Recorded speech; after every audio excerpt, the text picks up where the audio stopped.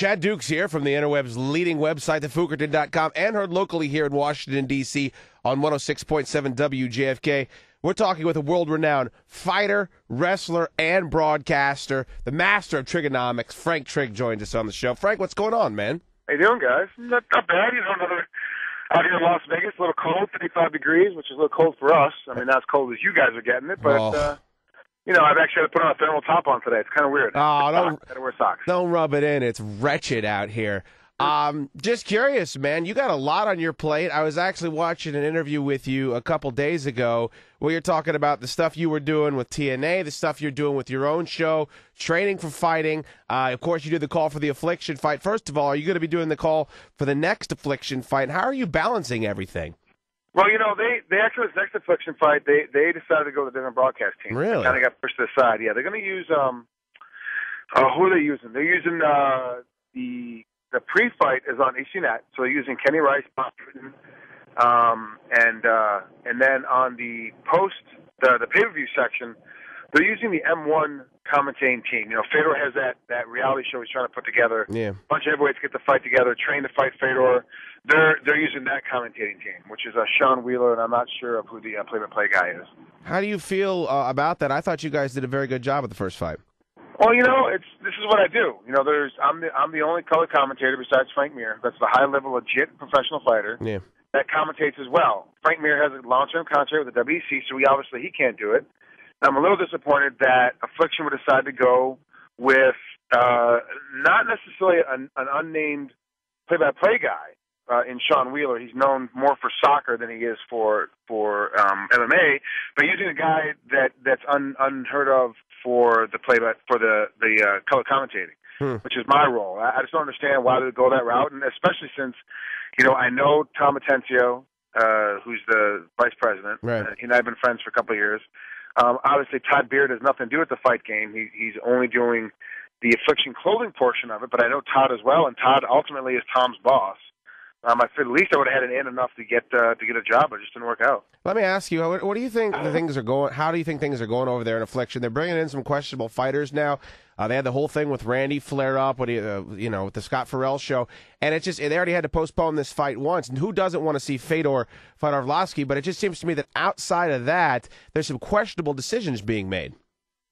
Well, you don't really know, and I've said this about Joe Silva over at the UFC. It is a very difficult task, and the one thing I say that Joe Silva has the toughest job in mixed martial arts, and that's because when the fight goes well, Dana White gets the credit. When the fights fall apart, Joe Silva had bad matchmaking. He only gets the blunt, but he never gets the ability to say, "Hey, great job." The same thing is kind of happening with this. I said, why do we want to see a Brock Lesnar-Randy Couture fight? To me, it made no sense. Right. I thought that Brock was severely overmatched. I thought Randy Couture was just going to completely destroy him. There was no reason to have the fight. I thought it was kind of stupid. I didn't want to see a Rampage Vanderlei fight 3 either because Rampage got beat so bad by Vanderlei the first 2 times. Right. I was kind of like, why do you want to see this? Well, my one thing is, when it comes to the Affliction card, like I say with any card, wait till the fights are over before you make a judgment, because a lot of these fights that seem kind of suspect, they seem to bring some no-name guys in, could actually turn out to be great fights. Obviously, Matt Lindland and Vitor Belfort, that's on the card. That's going to be a great fight as well. Some of these other guys we've never heard of doesn't mean they're not great fighters just because you haven't heard of them. You still need to check it out, still need to tune in and see how is this thing going to be put together, because they do sometimes, these guys, that's why I always say, you go to an event, you got to get there for the early fights. You got to go there live and get there early, because sometimes the best fight of the night, the best knockout of the night happens on the undercard, because these guys are fighting basically for their lives. When you're not making much money as a professional fighter, and you're getting punched in the face for a living, you don't have much time to really make some money. So you try to go and make as much money as you can. These younger guys get it. So they go out there and they swing, and they push, and they prod, and they try to do as much as they can. It makes for a better fight. And I've been times where I've seen the best fights of the night, so the first 3 fights, that went off at 5, 5:15, and 5:30. Yeah. The 7 o'clock pay-per-view was kind of lackluster. Trigg, do you still think that Fedor is the #1 pound-for-pound fighter in the world? I do, but it will be tested against Arlovsky. I do think Fedor is pound-for-pound the best fighter in the world. It will be tested against Andre Arlovsky, because it'll be the first time he's going to have a guy that throw as well as he does, as well as devastating power, but is typically more sound on his feet. It's going to be the first time to be against a guy that has Sambo experience on a high level, not as high as Fedor's, but at a pretty high level. And so it's going to be interesting to see if Fedor is going to be able to use his sambo as effectively as he did to get Andre to the ground and be able to submit him. Now, Fedor's submissions are better, but I think Andre's submission defense is better. So this fight is going to be a very difficult fight for Fedor. It's so difficult, as a matter of fact. He stopped his media tour. He stopped his television and book signing tour, and he put himself back into seclusion just to train. And all he's doing now is training for this fight. Talking with Frank Trigg, and he's no introduction here on thefilkerton.com and WJFK here in D.C. I got to ask you what this obsession is with mixed martial artists. Not all of them, but some of them. You heard Anderson Silva mention it, and Arlovsky's mentioned as well. They want to box, and it seems to me that there's enough challenges in mixed martial arts. There's so many different styles, and it's so phenomenal the way it blends all the different martial arts, boxing and grappling and wrestling and everything. Why do you think these guys feel the desire to prove themselves in the boxing ring also? I'm not real sure. To me, it's kind of confusing because I'm not one that sits around and goes, "Hey, let's box." You know, I sit down and go through it and go, "Hey, look, you know, I'm a decent enough boxer for MMA.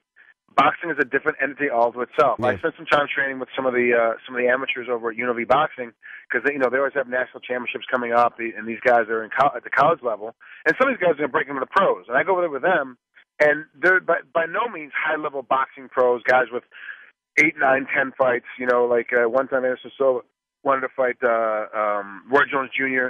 I've seen all these things come about, and I've been with guys that aren't really as good as Roy Jones Jr. could be, you know, in what he was in his heyday. Yeah. And these guys beat me up if we're doing just straight boxing. Their hands are better, their foot motion is better, their head motion is better. I mean, they just do so much better stuff at what we're trying to do. And when it's your third or fourth or fifth choice, when you're out there, and then all of a sudden you're trying to go to a guy that's all he's done is box. He hasn't had to worry about jiu-jitsu. He hasn't had to worry about wrestling.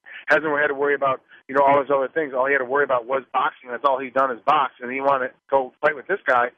It really doesn't make any sense. Jens Pulver went out and fought professional fighting for a couple of times and actually does better at mixed martial arts because his boxing is more suited for mixed martial arts. Yeah. Chris Lytle, the same thing. He's had some pro fights, and he's like, it's just not worth it. And then you have these guys like Anderson Silva, Andre Arlovsky, with such big names. They have to fight other big-name boxers to make it worth anybody's while. So for them to step into big-name guys, that's an Andre Arlovsky trying to fight like a James Toney. Yeah. That's Anderson Silva fighting a Roy Jones Jr. Even though Roy Jones Jr. is on his way down, it's a different ballgame. Roy Jones Jr. would completely destroy Anderson Silva in a pure boxing match.